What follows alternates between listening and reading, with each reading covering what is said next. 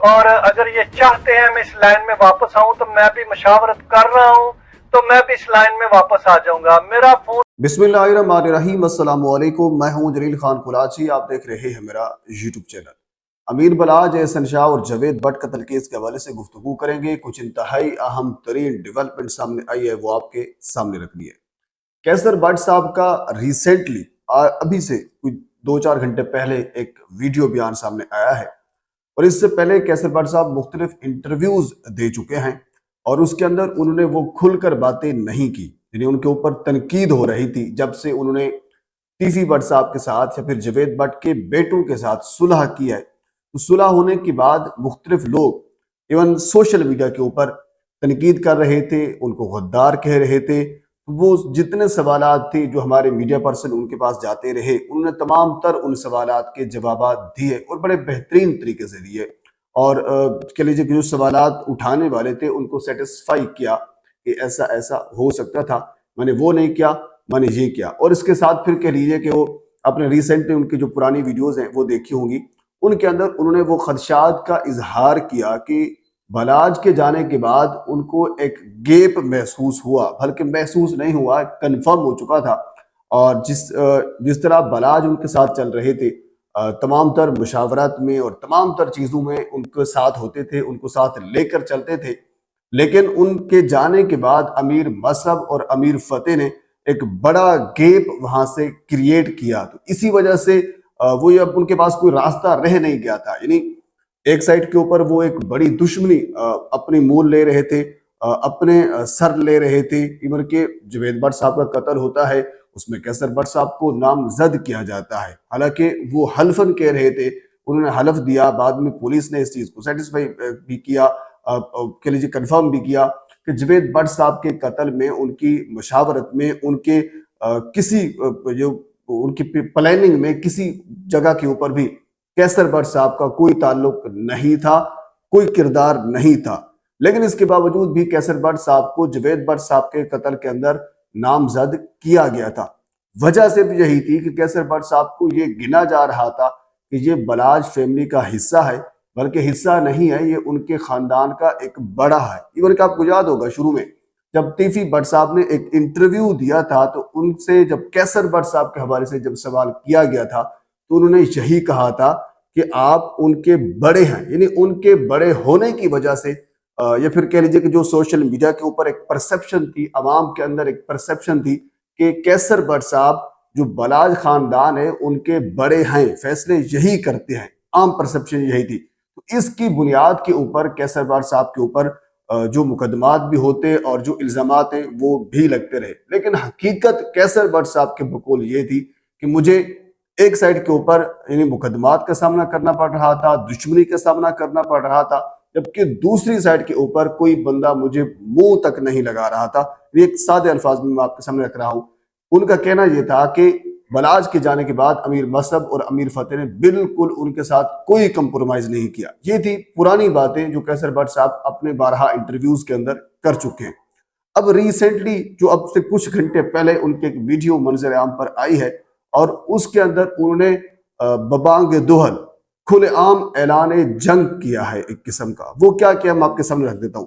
एक तो उन्होंने ये कहा है कि वो लोग जो बलाज जब जिंदा था तो वो उनको अपने करीब भी नहीं आने दे रहा था, बल्कि उन्होंने जहां तक कहा है कि वो लोग जो इस वक्त बड़े बने फिर रहे हैं बलाज खानदान की, टीपू खानदान के, बलाज तो इनको मरवाने के लिए मरी भी गया था, मैंने इनको रोका था। यानी वो ये कहना चाह रहे हैं मेरे इन लोगों के ऊपर एहसानात हैं, अगर बलाज जिंदा होता वो मुझे अपने साथ रखता, हर मशावरत में वो मुझे साथ रखता था, इनको नहीं रखता था जो इस वक्त बड़े बने फिर रहे हैं टीपू खानदान के। उनका इशारा हसन और भाई पहलवान जो कि करीबी रिश्तेदार हैं बलाज खानदान के, टीपू खानदान के, उनकी तरफ है। वो करीबी रिश्तेदार थे लेकिन कभी दुश्मनी में शामिल नहीं हुए थे। यानी इवन कि आप देख सकते हैं कि किसी जगह के ऊपर ज्यादातर कोई एफआईआर भी उनके ऊपर नहीं है। और जब मीडिया के ऊपर भी इवन के जब से बलाज कत्ल हुआ और उससे पहले टीपू हुआ या फिर उससे पहले बाकी सारे ये कत्ल गालत होती रही, किसी जगह के ऊपर भी भाई पहलवान का या हसन पहलवान का कभी इंटरव्यू और कभी कोई बयान भी सामने नहीं आया।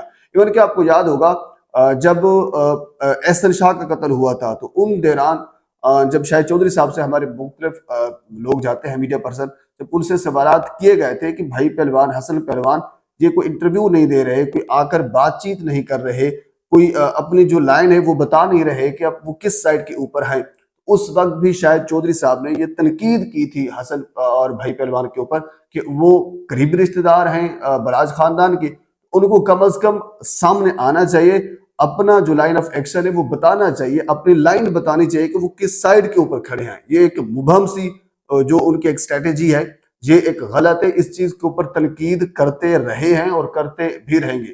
تو اسی چیز کے اوپر آج کیسر بٹ صاحب بھی تنقید کر رہے ہیں اور واضح طور پر وہ یہ کہہ رہے ہیں کہ یہ جو دشمن لوگ تھے، ان کا کہنے کا مطلب یہ تھا آج وہ ٹیپو خاندان کے بڑے بنے پھر رہے ہیں اور وہی آج ان کے بڑے دوست ہیں، یہ انہوں نے کہا ہے۔ اور اس کے علاوہ آگے انہوں نے اپنے پیغام کے اندر ایک دھمکی بھی دی ہے۔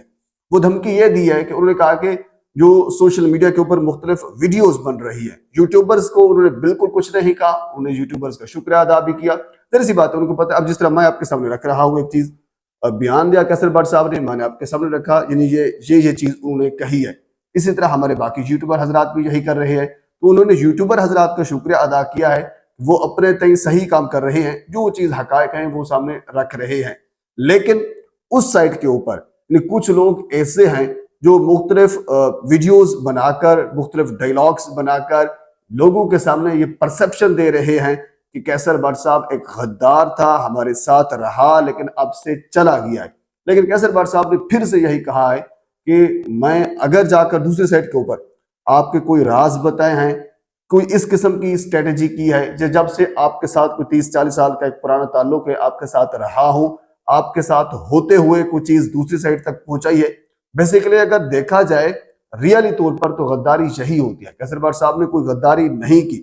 اب انہوں نے ایک لائن چوز کی ہے، ایک امن کا راستہ ہے، ایک بلا وجہ دشمنی کا راستہ ہے، اور دوسرا یہ ہے کہ دوسری سائٹ کے اوپر جو لوگ ہیں وہ آپ کو کوئی اہمیت بھی نہیں دے رہے تھے، ان کے پاس پھر ان کے خاندان کی جانب سے ایک پریشر تھا کہ جب دوسری سائٹ آپ کو منہ نہیں لگا رہی پھر آپ ان کے ساتھ کیوں جڑے ہوئے ہیں، تو آپ ان سے پیچھے ہٹ جائیں، آپ اس سائٹ کو چھوڑ دیں۔ تو اسی وجہ سے انہوں نے اس سائٹ کو چھوڑ کر اس سائٹ کے ساتھ بھی نہیں گئے، بلکہ اس سائٹ کے ساتھ صرف صلح کر لی ہے، دونوں سائٹ سے ایک قسم کے الگ ہو گئے ہیں۔